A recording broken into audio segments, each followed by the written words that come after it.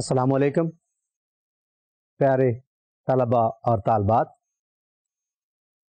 Conflict management کے حوالے سے آج 26واں لیسن ہے and this is on power, conflict and بٹنا.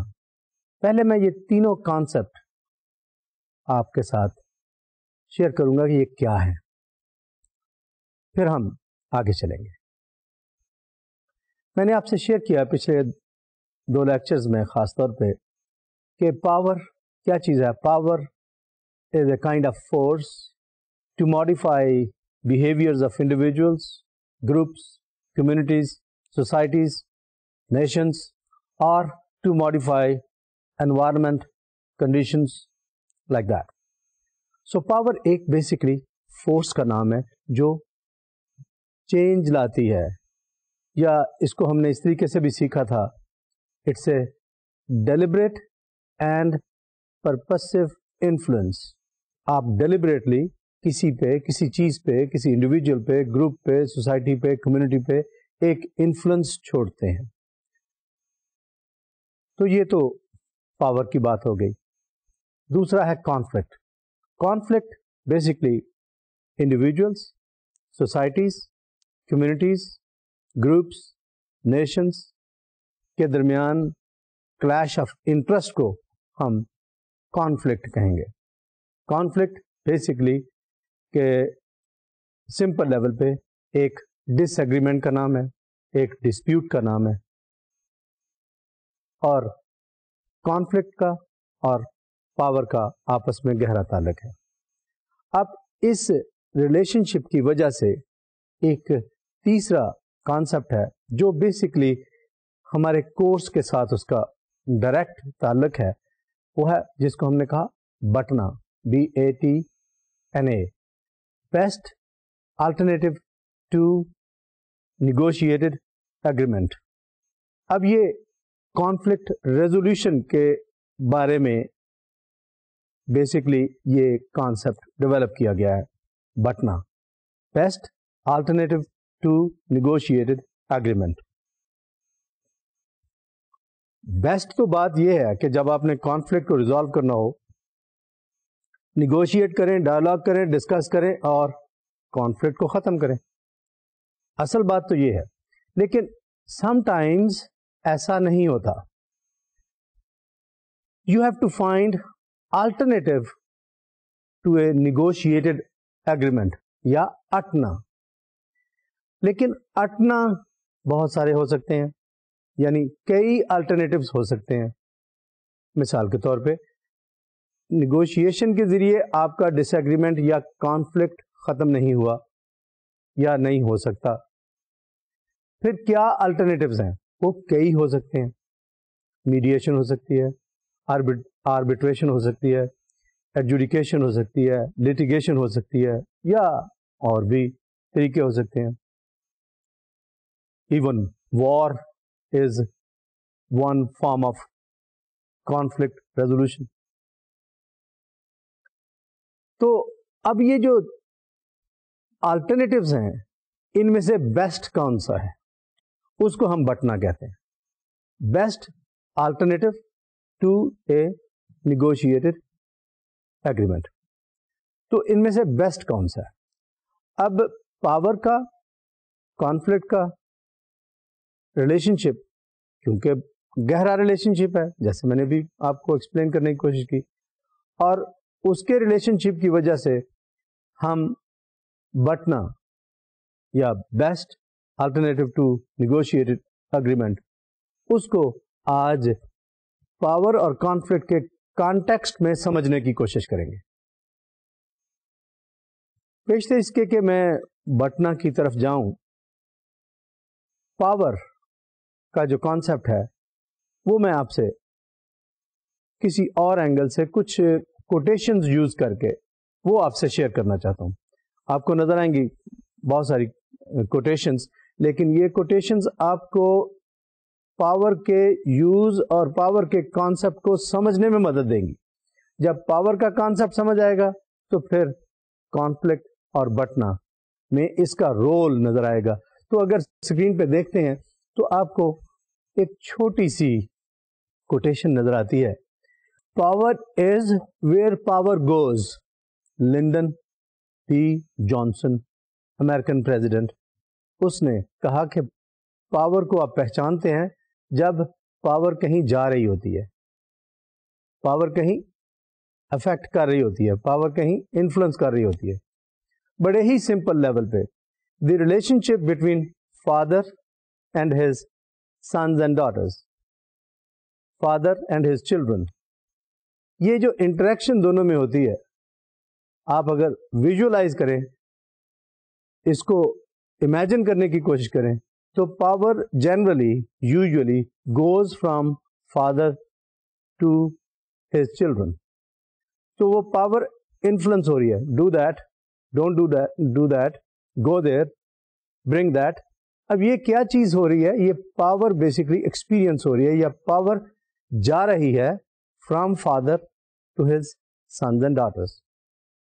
تو یہ صرف سمجھانے کے لیے کہ پاور کیا چیز ہے نظر نہیں آتی ہے, لیکن پاور جو ہے نا وہ بیسکلی ایکسپیرئنس ہوتی ہے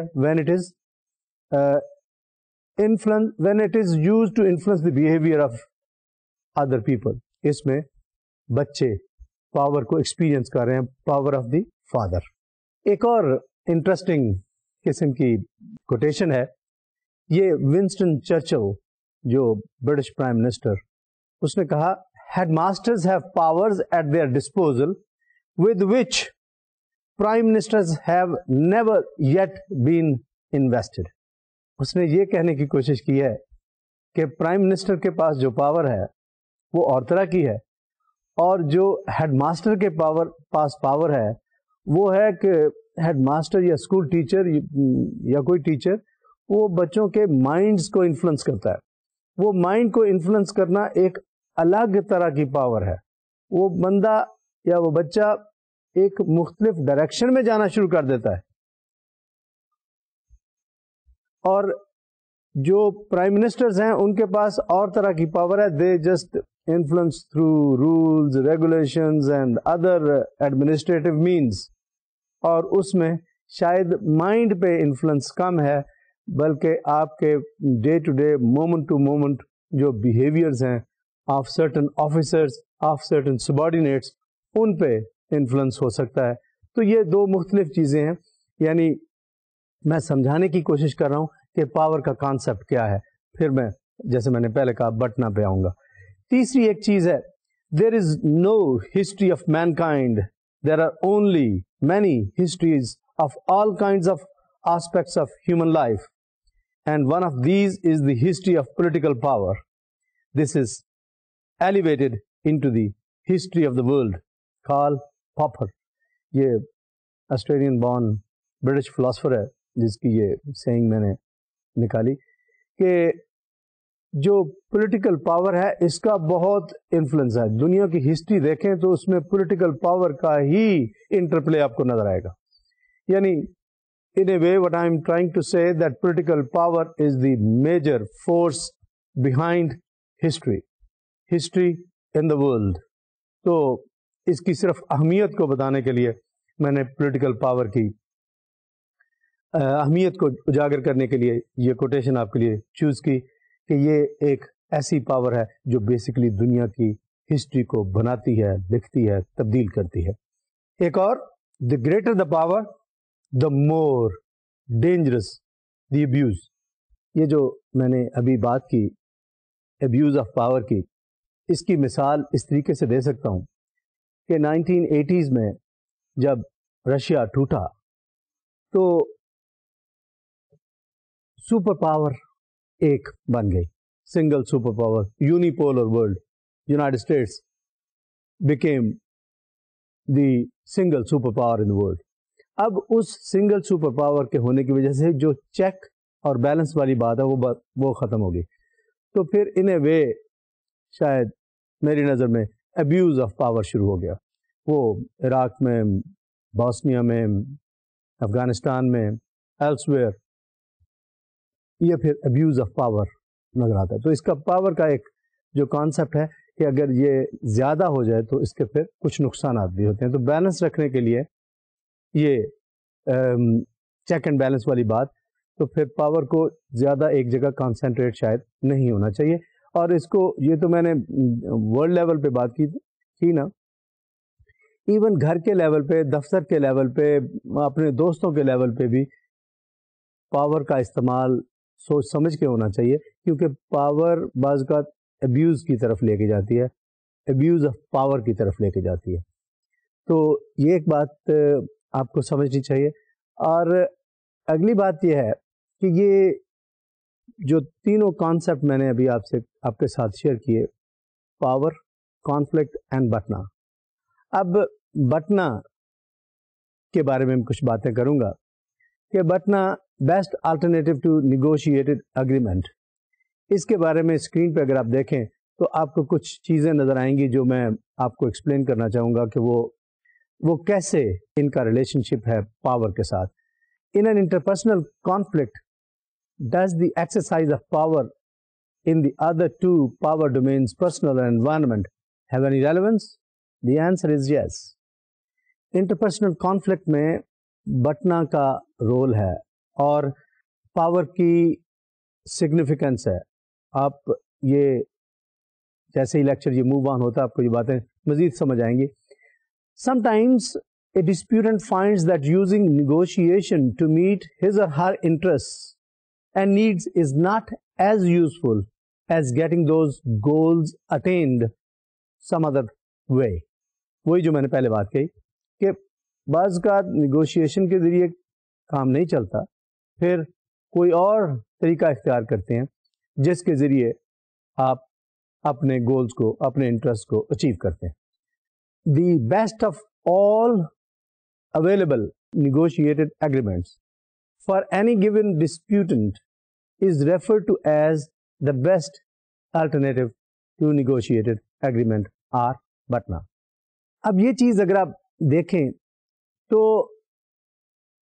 ہو سکتا ہے کہ سارے ذرائع اختیار کرنے کے بعد آپ کو پتہ چلے کہ the best solution is to go to the court. Possibly yes, لیکن بٹنا انالیسس کرنا بہت ضروری ہے تاکہ آپ کو پتہ چل سکے which one alternative is best for you. But as I said in one of the previous lectures, that you should also know the best alternative to negotiated agreement of the other disputant, of the other party as well. اپنا بھی جانے, دوسرے کا بھی جانے, تو پھر یہ کانفلکٹ ریزالو کرنے میں آسانی پیدا ہوگی اور اس کانٹیکس میں پاور کا جو رول ہے اس کو سمجھنے میں اور اس کا استعمال کرنے میں آپ کو آسانی ہوگی. آگے چل کے اور باتیں کلیئر ہوں گی جس میں پاور امبیلنس کی بات آئے گی کہ ان ایکول پاور ہوتی ہے ڈسپیوٹنٹس کے درمیان. How does that power influence the process اور the course of conflict resolution.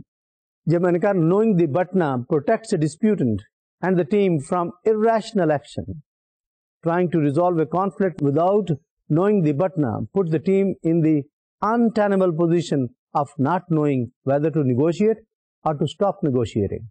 اگر آپ کے پاس بٹنا انالیسز آپ نے نہیں کیا, آپ نے best alternative to negotiated agreement نہیں ڈھونڈا, اپنا بھی اور دوسرے ڈسپیوٹنٹ کا بھی, بس کے دو لوگوں کے درمیان ڈسپیوٹ ہے, تو پھر آپ شاید صحیح طریقے سے نیگوشیشن بھی نہیں کر سکتے, ڈائلاگ بھی نہیں کر سکتے, ایکسچینج بھی نہیں کر سکتے.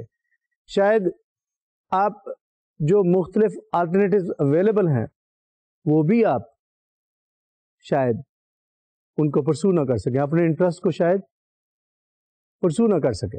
تو اس لیے ضروری ہے کہ یہ سارے کا سارا انالیسس کر کے پھر آگے چلے.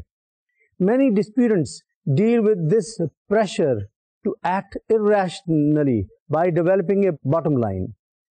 اب اس کا مطلب کیا ہے کہ آپ ایک اپنی باٹم لائن بناتے ہیں, یعنی یہ تو ہم نے اچیو کرنا ہی کرنا ہے, اس کے بغیر تو ہمارا گزارا نہیں ہے, اس کہ بھئی منیمم گین یا منیمم انٹرسٹ جو ہمارے پورے ہونے چاہیے in the context of this dispute وہ یہ ہیں. یعنی آپ کی باٹم لائن کیا ہے وہ آپ کو جاننی ہے, اور یہ باٹم لائن تبھی آپ کو پتہ چل سکتی ہے اگر آپ بٹنا انالیسس کریں گے, اگر آپ best alternative to a negotiated agreement وہ ڈھونڈیں گے, اس کا انالیسس کر کے پھر کریں گے. اس میں پاور کا کانٹیکس بھی آئے گا, پاور کا انٹرپلے بھی آئے گا, اور انٹرسٹ انالیسس بھی آئے گا. کچھ اور اسٹیپس ہیں جو میں آپ سے ابھی شیئر کروں گا. If the negotiations lead to deal that's as good as the bottom line, the negotiation will settle. Otherwise, they won't. Knowing the BATNA also helps the disputant and the team to act with efficiency. اب اگر اس چیز کو بھی محسوس کریں کہ اگر آپ کو آپ کے بٹنا کا پتہ ہے تو آپ کی ایفیشنسی زیادہ ہوگی, کیونکہ سرٹنٹی ہوگی نا, انسرٹنٹی نہیں ہوگی. اور سرٹنٹی کے ساتھ موو کرنا آسان ہوتا ہے کہ اچھا یہ الٹرنیٹو ہے, یہ نہیں ہے تو یہ ہے, یہ نہیں ہے تو یہ ہے, تیسرا نہیں ہے تو یہ چوتھا آخری والا ہمارے پاس ہے. تو یہ الٹرنیٹوز ڈھونڈنا اور ان کا انالیسس کر کے دیکھنا کہ کس الٹرنیٹو میں ایٹ لیسٹ جو منیمم آپ کی باٹم لائن ہے وہ ضرور پورا ہوتی ہے, تو پھر you will be able to negotiate with the other party successfully. اب میں کچھ باتیں آپ سے بٹنا کو اسیس کرنے کے ریفرنس سے بات کروں گا کہ بٹنا کو اسیس کیسے کرتے ہیں.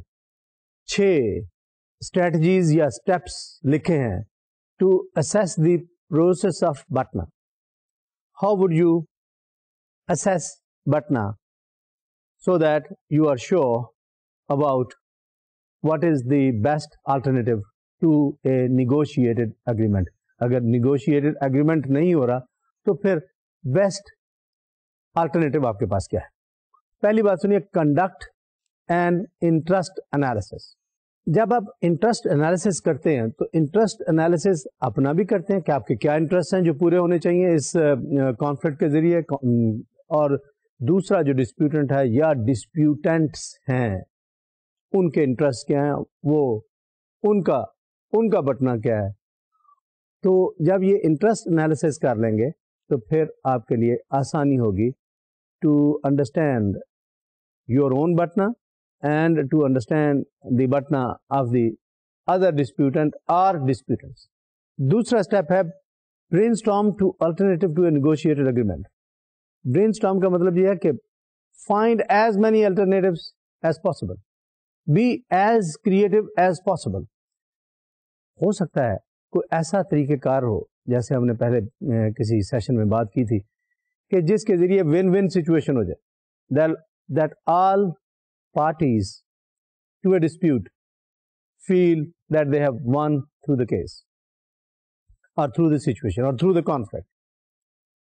اس میں نے پچھلی دفعہ ایک بات اس طرح کی تھی جو پریٹو ایفیکٹ تھا. پریٹو ایفیکٹ کہتے ہیں کہ بعض کا ایک بندہ ہے, اس کو پرابیبلی کانفلکٹ میں سے وہ منی اس کے لیے امپورٹنٹ ہے, وہ اس کو اگر اس میں سے پیسے دے کے سیٹسفائی کیا جا سکتا ہے تو may be that could be done. ایک دوسری پارٹی ہے who is more interested in respect, social approval, اس کی عزت وہ زیادہ اس کو عزیز ہے, تو مے بی اس کو وہ دے دی جائے تو دونوں پارٹیاں خوش ہو جائیں گی. تو یہ ہر ایک کی اپنی ویلیو ہوتی ہے, ہر ایک کے لیے اپنی کسی چیز کی ویلیو ورتھ ہوتی ہے.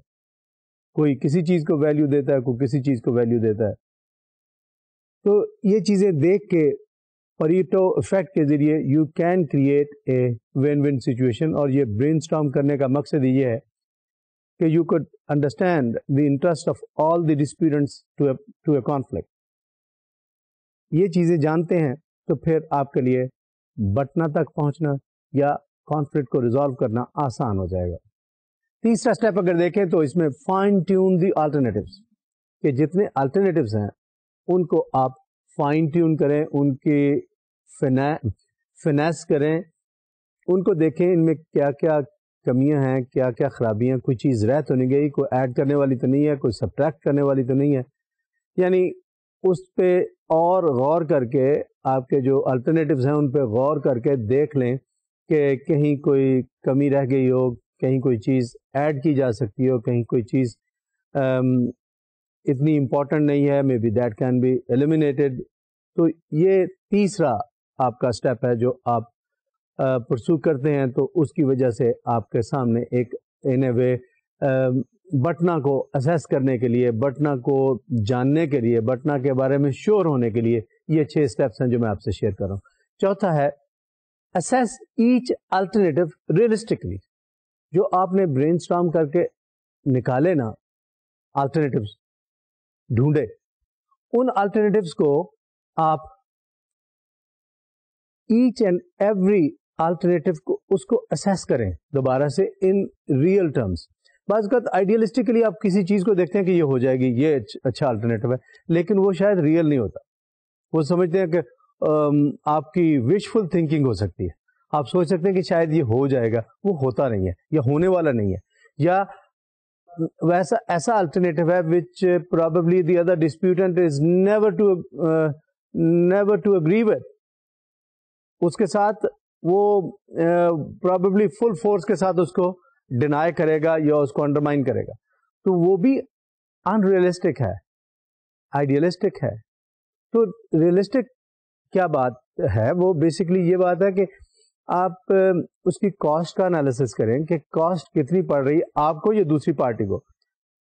آپ کو جو کاسٹ پڑ رہی ہے وہ بھی امپورٹنٹ ہے, اگر دوسری کو وہ کاسٹ پڑ رہی ہے پارٹی کو تو وہ بھی امپورٹنٹ ہے in terms of either selecting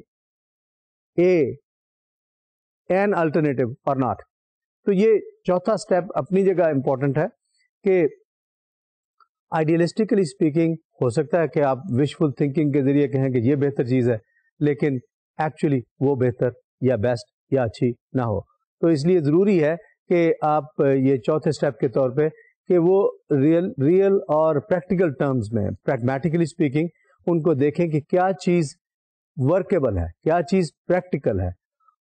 naan practical یا آئیڈیل چیزیں بعض اوقات آپ کو سولوشن سے دور لے جائیں گی, کانفلکٹ ریزولوشن سے دور لے جائیں گی, and you will remain stuck in the problem اور ان دی کانفلکٹ. پانچواں اسٹیپ اگر دیکھیں, چوز دا بیسٹ الٹرنیٹیو. اب یہ سارا انالیسس کرنے کے بعد آپ نے بیسٹ الٹرنیٹیو چوز کر لیا, جس کو ہم نے کہا بٹنا. کہ بیسٹ الٹرنیٹیو آپ نے چوز کیا, وہ کیوں کیا؟ اچھا, اس الٹرنیٹیو کے ہونے کے بھی چانسز ہیں کیونکہ آپ نے دوسرے کا بٹنا بھی دیکھا, دوسرے کا انٹرسٹ, دوسرے ڈسپیوٹنٹس کا انٹرسٹ انالیسس بھی کیا, اپنا بھی کیا, اپنے بھی الٹرنیٹیو دیکھے, ان میں سے بیسٹ الٹرنیٹیو آپ نے ڈھونڈ لیا, پھر دوسرے کا بھی دیکھ لیا. اب آپ نے اپنا بیسٹ الٹرنیٹیو چوز کر لیا. Now the chances are if you have done the analysis of the interests of the other disputant or disputants, and if you have done the Batna analysis of the other disputant or disputants, پھر آپ کا جو اپنا بٹنا ہے وہ realistic ہوگا, وہ آپ کا ایسا الٹرنیٹیو ہوگا which probably is likely to happen. اگر نیگوشیٹڈ ایگریمنٹ نہیں ہو رہا, پھر کی بات ہو رہی ہے یہ. تو یہ پانچواں کر لیا. ایک اور اسٹیپ ہے ابھی, اور وہ اپنی جگہ بہت امپورٹنٹ ہے, کیونکہ وہ آپ کو یہ ایڈوائز کرتا ہے, چھٹا اسٹیپ, کہ ریگولرلی اسیس یور بٹنا اور دی BATNA of the other disputant اور ڈسپیوٹنٹس.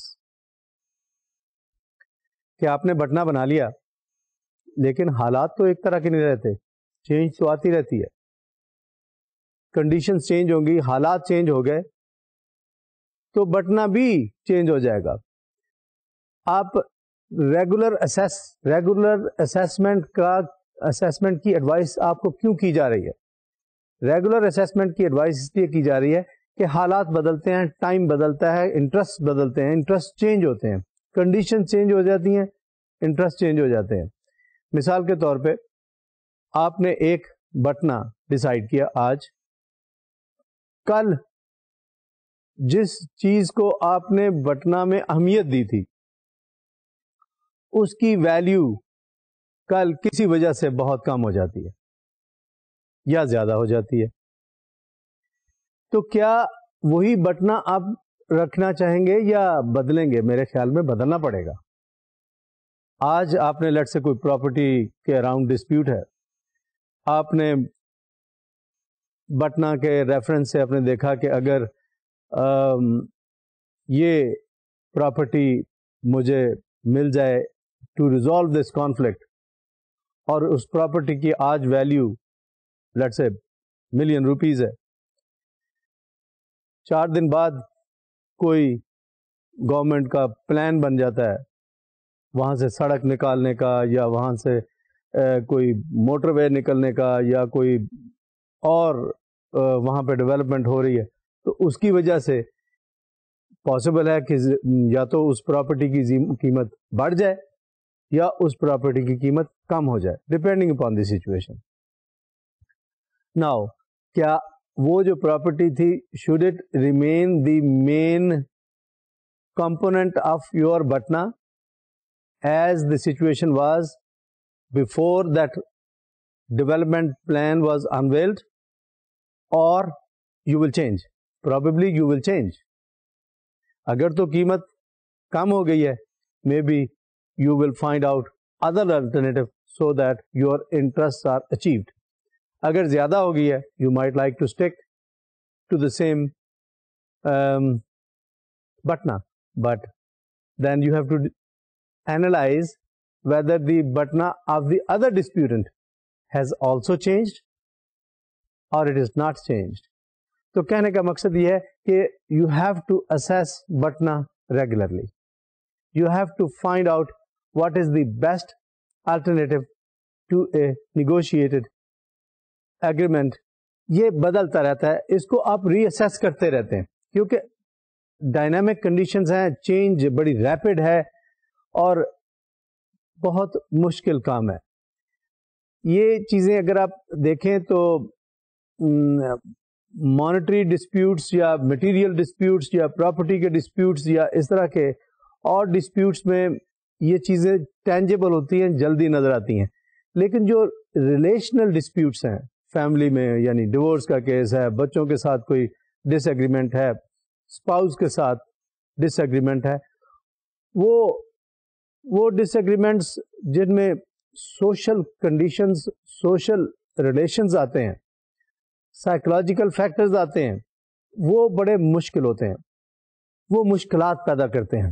یہ سوشل, سائیکولوجیکل یا نان ٹینجیبل انٹرسٹ جو ہیں, یہ ان کا انالیسس کرنا بڑا مشکل کام ہوتا ہے. اس کی مثال آپ عزت کے کانٹیکس میں, جو ہمارے معاشرے میں, ہمارے کلچر میں عزت کو بڑی اہمیت دی جاتی ہے, اس کو اگر آپ نوٹ کر لیں تو آپ کو شاید یہ سمجھنا آسان ہو جائے گا کہ لوگ چھوٹی سی عزت کے لیے بڑے بڑے نقصان اٹھا جاتے ہیں, نقصان کر جاتے ہیں.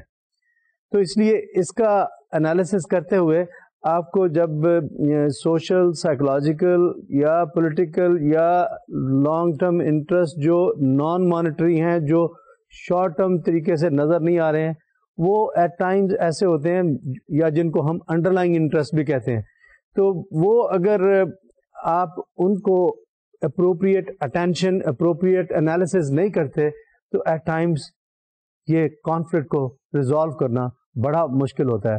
اور یہ چیز آپ کے لیے اہم ہے کہ یہ سارے پروسیس کو سمجھیں, اور پروسیس کو سمجھنے کے بعد دیکھیں کہ بٹنا کیا ہے آپ کا اور دوسرے کا, اس میں پاور کا ریلیشن شپ کیا ہے, اور کس طریقے سے پاور آپ کے بٹنا کو انفلوئنس کرتی ہے, پاور دوسرے کے بٹنا کو انفلوئنس کرتی ہے. اب میں ایک اور چیز ہے جس کے بارے میں آپ سے باتیں تھوڑی دیر کے لیے کرتا ہوں, یہ ہے کیس ایویلویشن کے بارے میں کچھ باتیں ہیں جو litigation اور بٹنا کے ریلیشن شپ کو ایکسپلین کرتی ہیں. In most legal disputes, the choices will be either to settle with this disputant or to go to the court. If you are assessing the batna of a potential claimant, تین basically alternatives ہیں, options ہیں آپ کے پاس. One is to negotiate a settlement, two, walk away without compensation, or to file a lawsuit.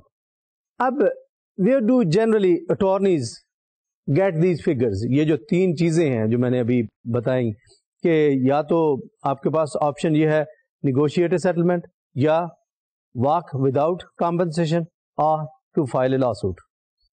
اب مختلف attorneys یا lawyers یہ کیسے ایویلویٹ کرتے ہیں, کیس ویلیویشن کیسے کرتے ہیں؟ Case valuation is a very inexact science. اس کی بات ان ایگزیکٹ سائنس یعنی یہ ابھی اتنی ڈیولپ نہیں ہوئی کہ فٹافٹ ہم انالیسس کر کے بتا دیں کہ یہ کاسٹ بینیفٹ ملے گا اگر آپ یہ الٹرنیٹو لیتے ہیں یا دوسرا الٹرنیٹو لیتے ہیں. Case valuation is a very inexact science. As I said, attorneys use the following information to help them value a case. اب میں کچھ وہ باتیں آپ سے شیئر کرتا ہوں کہ جنرلی اگر کوئی میڈیٹر ہے یا لائر ہے, اٹارنی ہے, جج ہے, وہ کون سے لیٹ سے اسٹیپس ہیں جن کو یوز کرتے ہوئے کسی کیس کو, کسی کانفلکٹ کو, کسی سچویشن کو اینالائز کیا جاتا ہے.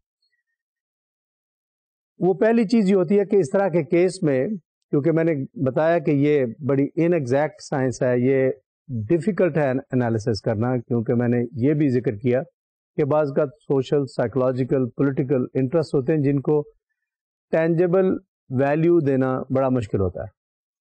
ٹینجیبل ویلیو ایسوسیٹ کرنا اس طرح کے انٹرسٹ کے ساتھ وہ بڑا مشکل ہوتا ہے. اس لیے جو لوگ اس طرح کے ڈسپیوٹ میں پہلے سے انوالو ہوتے ہیں, لیٹ سے اٹارنیز ہیں, انہوں نے اس طرح کا ڈسپیوٹ پہلے بھی ہینڈل کیا ہوا ہے کئی دفعہ, تو ان کا ایکسپیرئنس ود سملر کیسز یہ ویلیویشن کے لیے امپورٹنٹ رول پلے کرتا ہے. ایک بات. دوسرے نمبر پہ their knowledge about the conflict, their research into the conflict and the application of law. اب یہ ساری چیزیں بھی ویلیویشن میں ہیلپ آؤٹ کرتی ہیں کہ بھئی آپ کے پاس یا اٹارنی کے پاس یا جو بھی اس چیز کو دیکھ رہا ہے اس کے پاس علم کتنا ہے اس کے بارے میں, ریسرچ کرنے کی ایبلٹی کتنی ہے. مثال کے طور پہ بے شمار ججمنٹس پہلے بھی آئی ہوں گی, کیا جو ججمنٹس ہیں وہ بکس کی شکل میں یا ڈیسیجن کی شکل میں آپ کے پاس ہیں, ریسرچ کرنے کی ایبلٹی ہے, ریسرچ کرنے کے ریسورسز ہیں.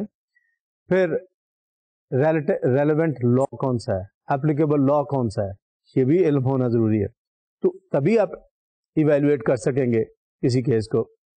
Their knowledge of the presiding جج, کہ جج خود کس طرح کا ہے, جس نے ڈسائڈ کرنا ہے وہ کس طرح کا ہے, اس کی سوچ کس طرح کی ہے. وہ جو پریزائڈنگ جج ہے اس کی اپنی اہمیت ہے, اس کے بارے میں علم دونوں ڈسپیوٹنٹس یا اٹارنی یا لائر جو بھی اس میں رول پلے کر رہے ہیں ان کے لیے اہم ہوتا ہے. تو ایک یہ چیز ہے جو ایویلویٹ کرنے میں مدد دیتی ہے کہ آپ نے لٹیگیشن کے لیے جانا ہے کہ نہیں جانا ہے, لٹیگیشن جائیں گے تو کس طریقے سے جائیں گے, کس طریقے سے کیس کو تیار کریں گے. اگلی بات ہے کہ believability and likeability of the witnesses, کہ جو آپ وٹنس لے کے جا رہے ہیں ان کو کیا جو لوگ انوالو ہو رہے ہیں اس ڈسپیوٹ میں, دوسری پارٹی, کورٹ, جج, آپ ڈسپیوٹنٹس, کیا وہ وٹنسز لائکیبل ہیں, بلیویبل ہیں. یہ بھی آپ کو دیکھنا پڑے گا کہ ایک انسین بندہ ہو اس کو آپ ایز وٹنس لے کے جائیں گے تو نو بڈی از گوئنگ ٹو بلیو ہم اور ہر. تو یہ ساری چیزیں رول پلے کرتی ہیں. اگر وٹنسز آپ کہیں سے اٹھا کے لے آتے ہیں, ان کی کوئی ویلیو ورتھ نہیں ہے, تو آپ کا کیس ویک ہوگا. تو یہ ایک فیکٹر ہے. اس کے بعد ہے کہ assessing the evidence, کہ how do you see the evidence? Is evidence strong enough to be believable, to be valid, to be reliable, to be useful, to be good? Evidence کس طرح کا ہے, written ہے, documentary ہے, verbal ہے, کسی نے دیکھا ہے کوئی ایکٹ ہوتے ہوئے, وہ ایویڈنس کی اہمیت کتنی ہے, ایویڈنس کی ویلیڈیٹی کتنی ہے, ایویڈنس کتنا یوزفل ہے. تو یہ بھی رول پلے کرتا ہے آپ کے ڈیسیجن میں کہ whether you go for litigation or not, whether what is your BATNA, کیسے اینالائز کریں گے, کیسے اسیس کریں گے کہ اگر نیگوشیشن کے ذریعے معاملہ ریزالو نہیں ہو رہا تو کیا لٹیگیشن کے لیے جانا چاہیے کہ نہیں جانا چاہیے. تو لٹیگیشن میں جانے کے لیے یہ ساری باتیں جو میں ابھی آپ سے کر رہا ہوں, لیٹ سے کہ لٹیگیشن میں جانے کے لیے یہ ان کو ایویلویٹ کرنا پڑے گا, otherwise you might lose through the court procedures اور کورٹ سسٹمس. اگلی بات ہے کہ assessing the capabilities, qualities, power, image, status of the opposing counsel, of the opposing attorney, of the opposing even disputants. کہ جو opposing counsel ہے, opposing attorney ہے, اس کا امیج کتنا ہے, کس طرح کا ہے, کیا اس کا امپریشن یہ ہے کہ he or she always wins the case, is he or she that much powerful. تو یہ بھی آپ کو دیکھنا ہے, کیا آپ کا اٹارنی اس کے اٹارنی کی نسبت ایز اے ڈسپیوٹنٹ, آپ کا اٹارنی, آپ کا council compared with the attorney اور دی کاؤنسل آف دی ادر ڈسپیوٹنٹ, ان کا آپس میں کمپیرزن کیا ہے. کیا ایک کاؤنسل مچ مور پاورفل, زیادہ پاورفل امیج والا, زیادہ سکسیسفل امیج والا ہے compared with the other one. یہ بھی ایویلویشن کا حصہ ہے, weather should you go for litigation or not, یا لٹیگیشن میں جیتنے یا ہارنے کے یا ڈسیجن جو بھی ہونا ہے اس کے کتنے چانسز ہیں آپ کی فیور میں یا دوسرے ڈسپیوٹنٹ کی فیور میں. یہ ایک فیکٹر ہے. پھر انسٹیٹیوشن, کس انسٹیٹیوشن سے تعلق آپ کا ہے, کس انسٹیٹیوشن سے تعلق دوسری پارٹی کا ہے. مثال کے طور پہ ہمارے یہاں گورنمنٹ کے کچھ ادارے لیٹ سے زیادہ پاورفل ہیں, کچھ ادارے لیس پاورفل ہیں. اگر کوئی ادارہ زیادہ پاورفل ہے تو اس کے لیے اگر اس کے ساتھ آپ کا تعلق ہے تو شاید وہ ادارہ جیت جائے گا. اگر وہ ادارہ ریلیٹیولی کمزور ہے تو شاید یہ فیکٹر بھی ایویلویشن میں رول پلے کرے گا. جیسے ہمارے یہاں عام طور پہ جو پاورفل ادارے ہیں, آپ کسی ایجوکیشن کے ادارے کا ڈسپیوٹ, لیٹ سے پولیس, آرمی یا کوئی اور ایسا پاورفل ادارہ جس کے ساتھ لیٹ سے کسی ایجوکیشن کے انسٹیٹیوشن کا ڈسپیوٹ چل نکلا, تو چانسز یہی ہیں کہ وہ جو پاورفل ادارہ ہے وہ شاید زیادہ انفلوئنس کر سکے گا اس طرح کے پروسیس کو بنسبت پاور لیس ادارے کے. اور یہی انالوجی اگر آپ فٹ کریں آن انڈیویجولس تو یہ بھی وہاں پہ چلتی ہے. تو یہ باتیں ایکچولی سمجھنے کی کوشش کیوں کی جا رہی ہے, تاکہ ہم ریئلسٹک انالیسس کر کے آگے چل سکیں, ریئلسٹک انالیسس کر کے دیکھ سکیں کہ how far the chances are that we are going to resolve this conflict either in alternative 1, alternative 2, alternative 3 or some other alternative which is workable in the given situation. اور یہ کس طریقے سے ہوتا ہے, ڈیو ایویلویشن کے ذریعے.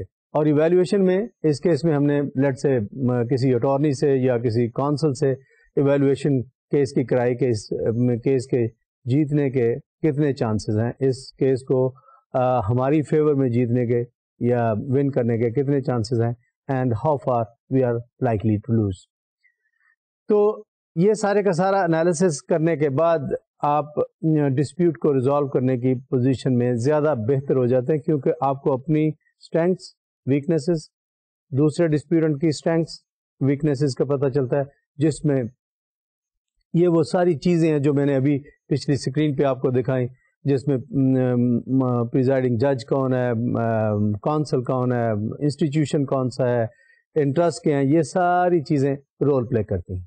اب بٹنا انالیسس جس کا ہم نے بہت سارا ذکر کیا کہ بٹنا کا آپ کو اپنے بٹنا کا بھی پتہ ہونا چاہیے, دوسرے کا جو بٹنا ہے وہ بھی پتہ ہونا چاہیے.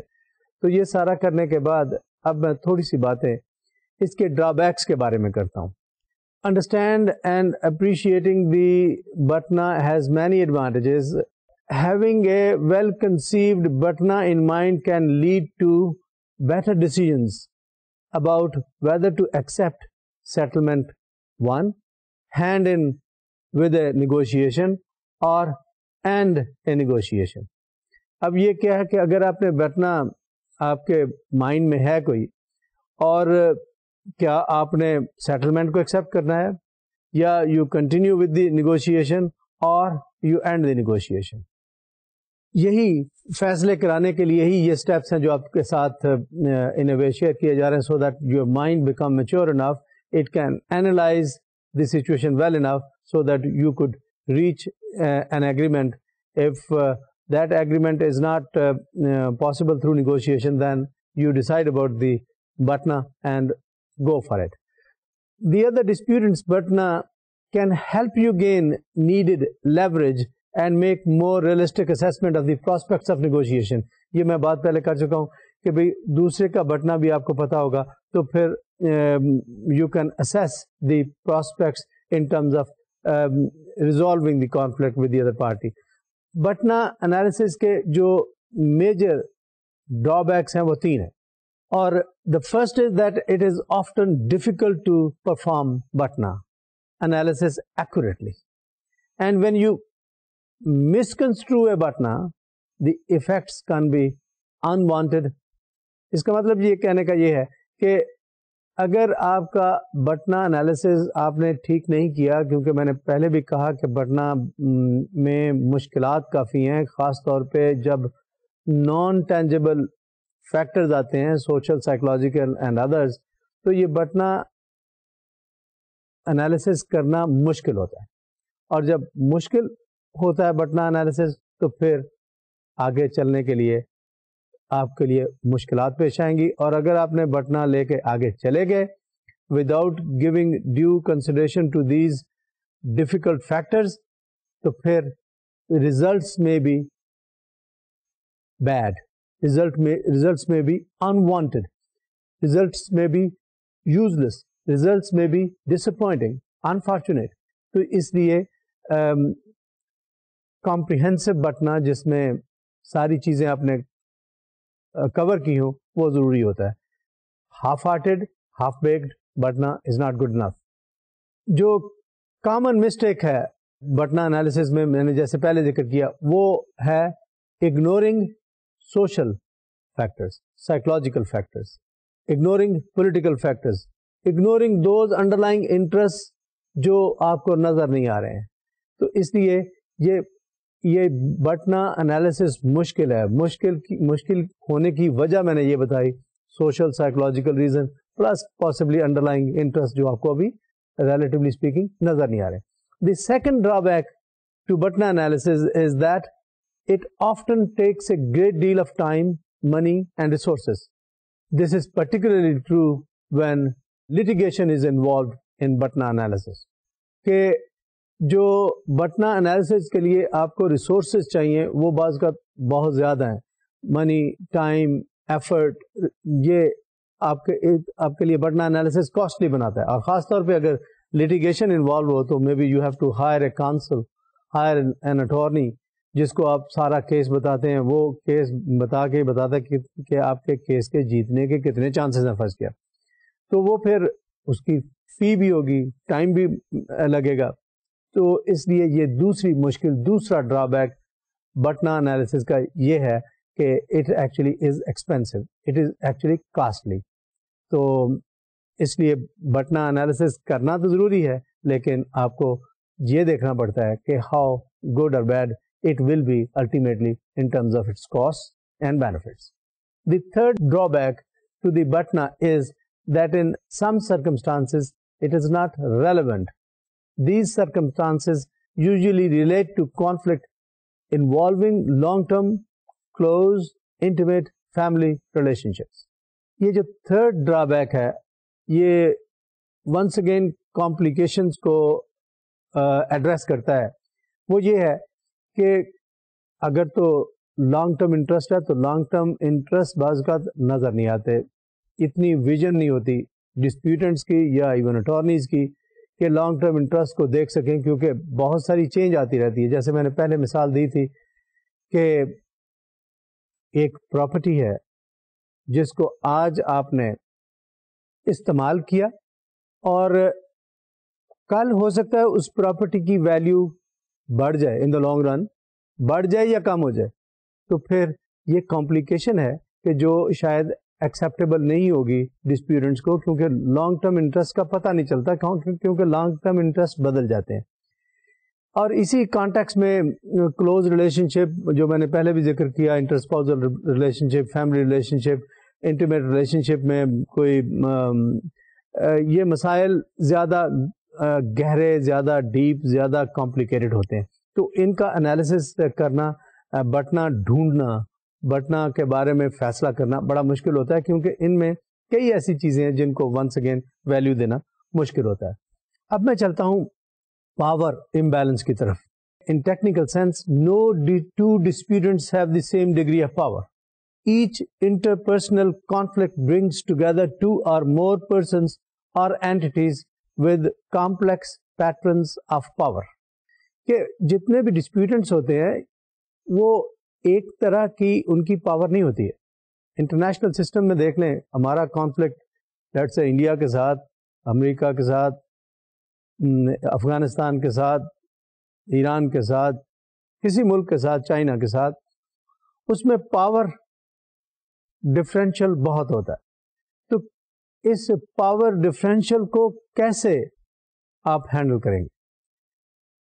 تو جتنی دیر تک اس پاور کے ڈائنامکس کو آپ پوری طرح انڈرسٹینڈ نہیں کریں گے, اتنی دیر تک آپ اس کانفلکٹ کو ریزالو نہیں کر سکیں گے.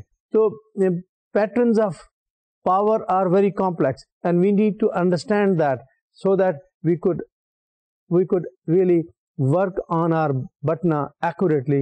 If we don't keep the power dynamics in context, ہمارا analysis ٹھیک نہیں ہوگا. It is frequently true that disputants have obviously unequal powers. میں اگر intimate relations کی بھی بات کروں تو اس میں جینڈر ایک ایگزامپل ہے. مرد اور عورت کا جو پاور کا امبیلنس ہے اپنے معاشرے میں دیکھ لیں تو یہ گیون ہے.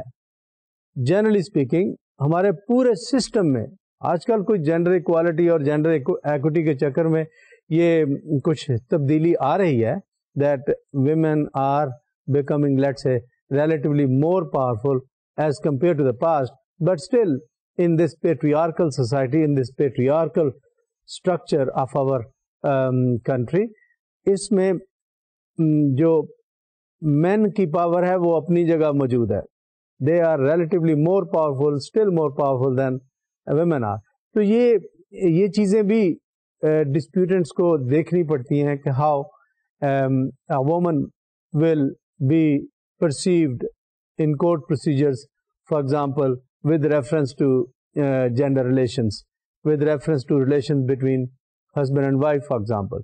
تو یہ چیزیں اپنی جگہ, پاور امبیلنس یہ آپ کو اپنے ذہن میں رکھنا پڑتا ہے. although once again as I said یہ پاور ڈائنامکس بھی چینج ہوتے رہتے ہیں, جیسے میں نے ابھی ذکر کیا کہ خواتین کو پروموٹ کیا جا رہا ہے towards in a way they are being given more power in social relations. Power affects the choices that individual disputants are able to make and the degree of influence that one disputant can have on another. کہ power کیا چیز ہے؟ Power آپ کو choices دیتی ہے. ایک زیادہ پاورفل ڈسپیوٹنٹ ہے, اس کے پاس چوائسیز زیادہ ہیں, وہ اس کے پاس الٹرنیٹیو زیادہ ہوں گے. جو لیس پاورفل ہے اس کے پاس الٹرنیٹیوز کم ہوں گے. Now if you are less powerful you have to live with the limited choices you have, and if the other person is much more powerful then he has more choices. So اس dynamic کو بھی آپ کو دیکھنا ہے. ایک اور چیز ہے جس کو, یہ تو انڈیویجول لیول کے پاور امبیلنسز ہیں, گروپس کے درمیان پاور امبیلنسز بھی ہوتے ہیں. مثال کے طور پہ دو ڈپارٹمنٹس کی میں نے بات پہلے کی تھی, وہ گروپس ہیں لیٹس سے, ان کے پاور امبیلنسز سم ٹائمس زیادہ ڈسٹنکٹ ہوتے ہیں اور زیادہ پاورفل رول پلے کرتے ہیں. جیسے کنٹریز کے پاور امبیلنس وہ زیادہ ڈسٹنکٹ اور زیادہ افیکٹ کرتا ہے بٹنا انالیسس کو یا کانفلکٹ ریزولوشن کو. دو برادریاں آپس میں لڑ رہی ہیں تو وہاں کی سچویشن اور ہوگی اور بٹنا انالیسس ول بی ڈیفیکلٹ. لیکن اگر انڈیویجولز ہیں تو پھر شاید ریلیٹیولی آسان ہے. اب اگر جو میں نے باتیں اب تک آپ سے کی یہ میں نے ذکر بیسکلی ان چیزوں کا اس کانٹیکس میں کیا کہ پاور کا رول ہے کانفلکٹ ریزولوشن میں, اور کانفلکٹ ریزولوشن کے لیے آپ کو آلٹرنیٹیوز کا فیصلہ کرنا پڑتا ہے, آلٹرنیٹیوز ڈھونڈنے پڑتے ہیں, اور ان آلٹرنیٹیوز میں سے ایک بٹنا ہے which is best alternative to a negotiated agreement. وہ جو بٹنا ہے وہ انفلوئنس ہوتا ہے پاور ڈائنامکس کی وجہ سے, پاور امبیلنس کی وجہ سے, پاور ان ایکول ہونے کی وجہ سے, ایدر بٹوین ٹو ڈسپیوٹنٹس اور between two countries, two communities, two societies, two nations.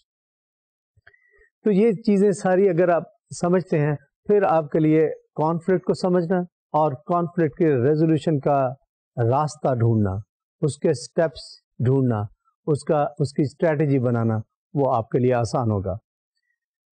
میرا خیال ہے کہ اگر آپ اس سارے پروسیس کو اپروپریٹ کانٹیکس کے اندر سمجھ لیں گے تو پھر کانفلکٹ آپ کے لیے سمجھنا, اس کو پریونٹ کرنا, اس کو اوائڈ کرنا, اس کو ریزالو کرنا, یہ آپ کی زندگی میں ایک روٹین بن جائے گی اور پھر آپ اپنی زندگی آسانی سے گزار سکیں گے. And you will probably a more effective person, more effective citizen, more effective worker, more effective individual in whichever circumstances you are, whether in family, whether in friends, whether in an organization, or as a citizen of your country.